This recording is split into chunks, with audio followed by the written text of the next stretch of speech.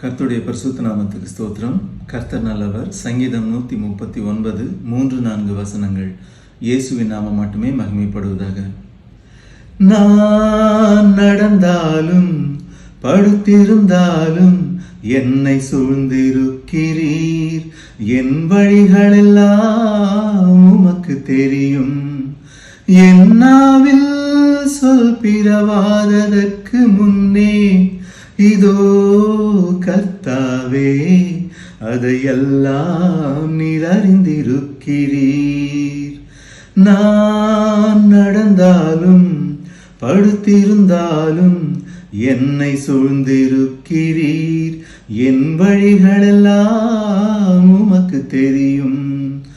என் நாவில் சொல் பிறவாததற்கு முன்னே இதோ கர்த்தாவே அதையெல்லாம் நீர் அறிந்திருக்கிறீர்.